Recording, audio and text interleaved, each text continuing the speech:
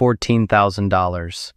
That's the number on the screen when you finally add it all up. It's 11:47 on a December night in Austin, the space heater ticking in the corner of your one bedroom because you keep the thermostat at 64 to save maybe $11 a month. The window is fogged. Outside, someone's laughing on the sidewalk, drunk and warm and going somewhere. You are here, at a kitchen table you bought off Facebook Marketplace for $40, staring at a spreadsheet that says your business made $14,000 this year. And then you scroll to the next cell. Expenses, $9,000. Shopify, ad spend, the returns, the sample orders, the LLC filing fee, the shipping supplies. 14 minus 9. You made $5,000 this year. You are 24 years old and you made $5,000 this year. And 6 months ago you turned down a job that would have paid you $72. You do the math you promised yourself you wouldn't do. $5,000 divided by the hours. It comes out to something under $2 an hour. You close the laptop before the number can finish forming. 6 months ago, you walked across a stage in a gymnasium that smelled like floor wax and folding chairs, a state school outside Houston, and you and Marcus threw your caps at the exact same second because you'd planned it that way since sophomore year. Marcus is your best friend. Marcus has an offer letter. Marcus is going to be a financial analyst at a company with a logo you'd recognize. $72,000 a year plus a signing bonus of 10. And when he told you the number, he said it quietly, almost apologetically, because he already knew what you were going to do. What you were going to do was this. This apartment, this spreadsheet, this. Marcus starts in July. You start the same week, except starting, for you, means uploading 40 product listings for phone accessories you're buying from a supplier in Shenzhen and reselling at a markup, and refreshing a dashboard that says 000. Marcus texts you a photo of his desk on his first day. Ergonomic chair, 2 monitors, a little branded water bottle they gave everyone. You text back a fire emoji. You don't tell him that you sold 1 phone case that day, and after fees you netted $4.11. Here's the thing about your 2 lives, though, and you don't know this yet, sitting at the $40 table. They started at the exact same number. Same degree, same city, roughly. Same zero in the same kind of account. Everything that happens next is just compounding. You've heard that word. You don't understand it yet. You will. The rice is store brand. So are the frozen vegetables, the big bag, the mixed kind with the corn and carrots and the peas nobody likes. This is dinner most nights, sometimes with an egg if the eggs were on sale. You've gotten good at it. You tell yourself you've gotten good at it. Your rent is $1,150 for the 1 bedroom, and you cover it with the savings you built during college working the campus IT desk. $8,400 that is draining at a rate you track to the dollar. At $8,400 you had 18 months. By that December night, you have maybe 9. Your parents call on Sundays. In the beginning, your dad asks how the business is going, and you tell him about the listings and the supplier and the plan, and he says, "Okay, son, that's good," in the voice of a man who co-signed nothing and is relieved about it. By December, he stops asking. He asks about the weather. He asks if you're eating. He does not ask about the business, and you notice the exact Sunday it stops, and neither of you says anything about it. That silence is the loudest thing in your week. Marcus, meanwhile, is thriving in the way that stable people thrive, invisibly, steadily, like a savings account. His company matches his 401k up to 6%. He doesn't fully understand what that means either at first, but he sets the contribution to 6% because HR told him to. And just like that, his employer is handing him free money, 100% instant return on every dollar, and he doesn't feel it because he never sees it. It just accrues. By the time you're eating rice on that December night, Marcus has already stacked $8,600 in a retirement account he won't touch for 40 years. Half of it money his own hands never earned. You have negative momentum. He has a machine working while he sleeps. You would trade almost anything that December to feel the thing Marcus feels, which is nothing. Which is the profound and underrated luxury of not thinking about money because money is simply handled. Then March happens. You'd been selling phone cases like everyone else, competing on price against 1,000 identical stores, drowning. But one night, half asleep, you notice something in your own data. The only product that ever sells at full price, no discount, is a specific magnetic mount for people who film themselves at the gym. The reviews aren't about the product.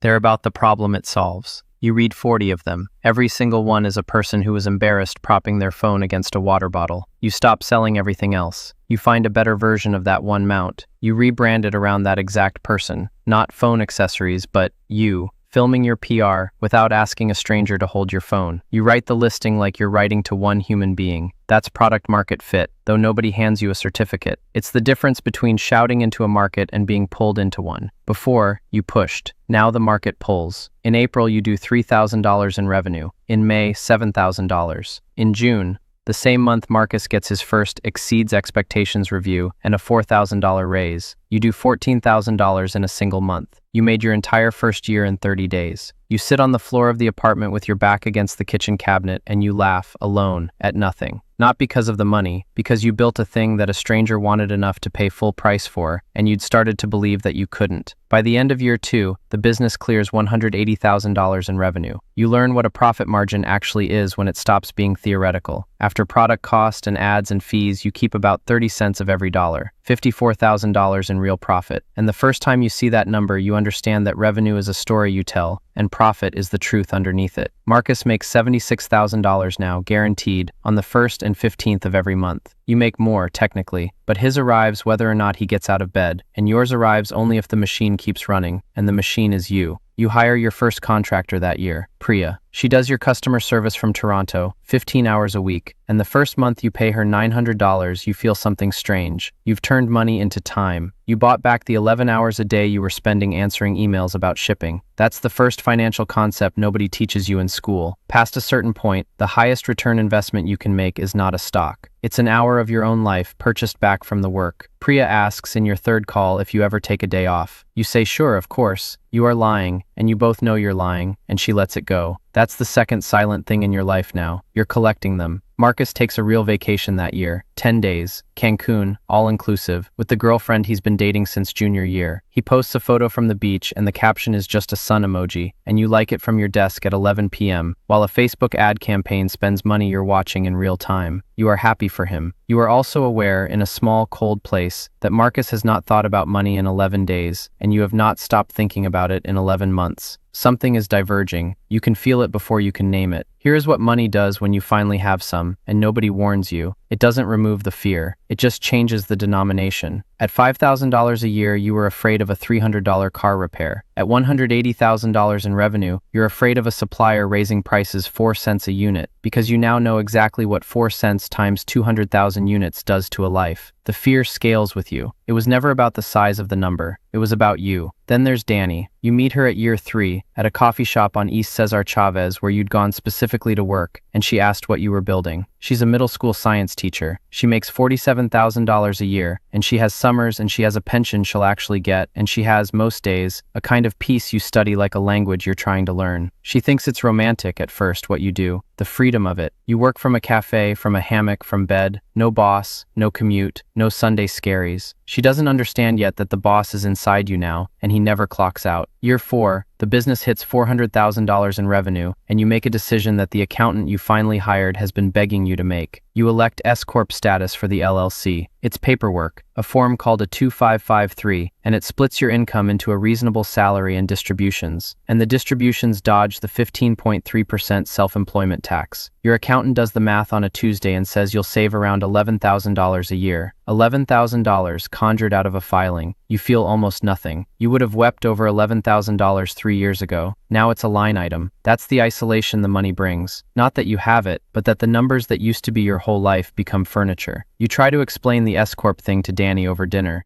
You watch her face do the polite thing, the loving thing, the nodding thing, and you realize halfway through that you are speaking a language she has no reason to know, about a problem she will never have, and that every word is a small brick in a wall you didn't mean to build. You stop talking. You say, "It doesn't matter." She says, "No, tell me," and means it, and you can't because the telling is the distance. That's the part they don't sell you on. Financial literacy is real, and it's power, and it's also, sometimes, a room you walk into alone. By year 5, you're doing $600,000 in revenue. You pay yourself $150,000. You have 3 contractors, a warehouse fulfillment partner, a brand with actual repeat customers. You could work from anywhere. You've been to 0 places. 6 years and you have not taken a real vacation. Not once. Not the Cancun kind, not the 10 days off the grid kind, because the machine is you, and the machine cannot stop, and you have started to suspect that you don't want it to, because if it stopped, you'd have to sit in a quiet room and find out who you are without it. Marcus, at year 5, gets a second promotion, $95,000 a year, senior analyst.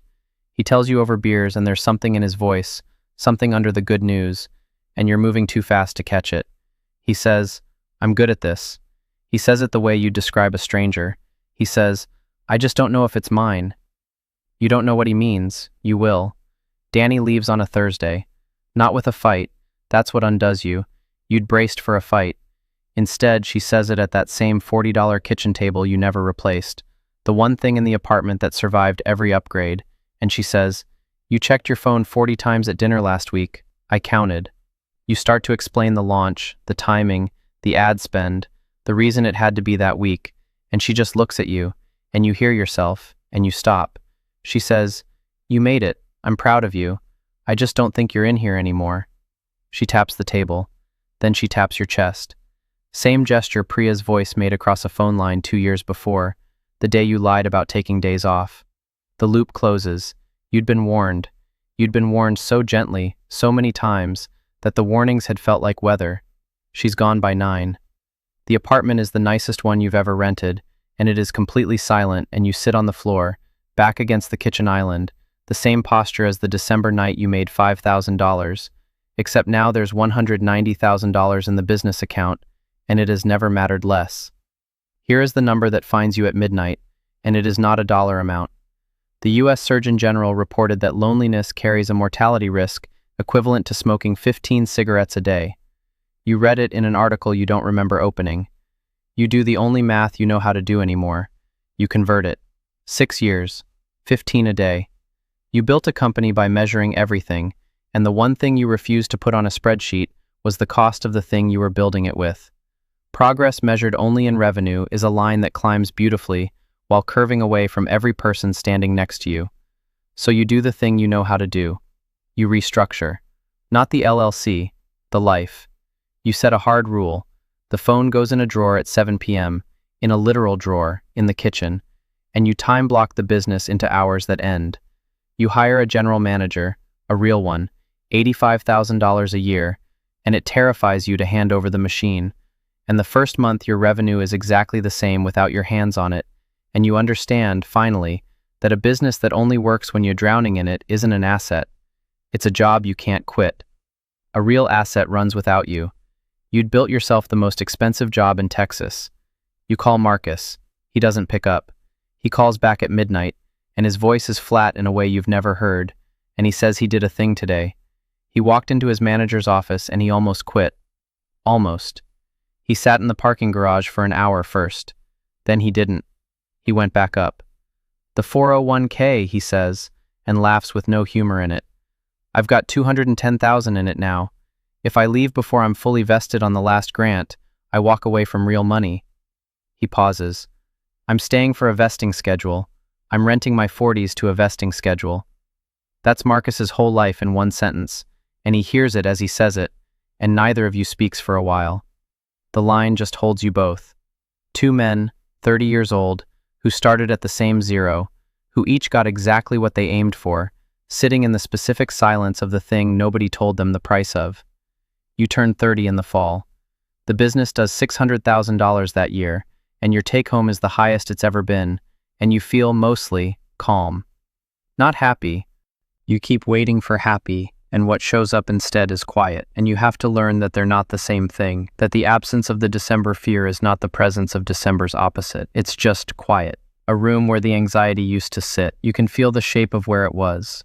You take a vacation, the first one in 6 years, alone because there's no one to take it with, and you go to Big Bend and you leave the phone in the glove box, and on the second day, watching the light go down over the Chisos, you cry in a way you can't explain, not out of sadness, out of something adjacent to it, the grief of a person who finally set down a weight and discovered his hands don't remember how to be empty. Marcus texts you a photo from his desk that week. Ergonomic chair, 2 monitors, a little branded water bottle. 6 years later, the exact same photo he sent on day 1, and this time neither of you pretends it's funny. You meet at a bar in Austin the week you both turned 30. Same city that held both of your lives the whole time, running in parallel, never quite touching. Marcus orders the good bourbon now. He can afford it, comfortably, on $95,000 with a paid-off car and a retirement account that will, the math is clean, make him a millionaire by 55 without him lifting another finger. You order a beer because you drove. You'd both spent 6 years quietly certain the other one had won. He tells you he read your entire website last month, all of it, twice, that he keeps a note in his phone titled, "If I Ever," and it's full of business ideas he'll never start because he can run the numbers, and he knows the odds, and he knows himself. And knowing yourself, he says, is either wisdom or a cage, and he can't tell which anymore. He says, you built something that's yours. He says it like the word yours costs him something, and you tell him the truth you drove here to say, that you'd give a year of revenue to have his Sundays, to have someone at a beach with a sun emoji, to have a machine that runs whether or not you get out of bed, which is exactly the thing his 401k has been quietly doing for 11 years, while you were busy being the machine yourself. His money worked so he didn't have to. You worked so your money could exist at all. You'd each solve for one variable and let the other one rot. He laughs finally, real this time. He says, so neither of us won. You say, or we both did, at things we didn't want. 2 beers, 2 bourbons, 2 men who each looked across the bar expecting to feel envy and felt, instead, recognition. The road not taken was standing right there, and it looked tired. Marcus doesn't quit his job. You should know that. He goes back Monday. The vesting schedule wins because the vesting schedule always wins, and he'll be comfortable and safe and haunted for a while longer, and maybe forever. And he's made a kind of peace with it that you can't tell from surrender. You don't get to know which it is. Neither does he. It's late when you get home. The apartment is the nicest one you've ever rented. You sit at the $40 table you never threw away, the one Danny tapped, the one that watched a $5,000 year and a $600,000 year, and understood the difference better than you did.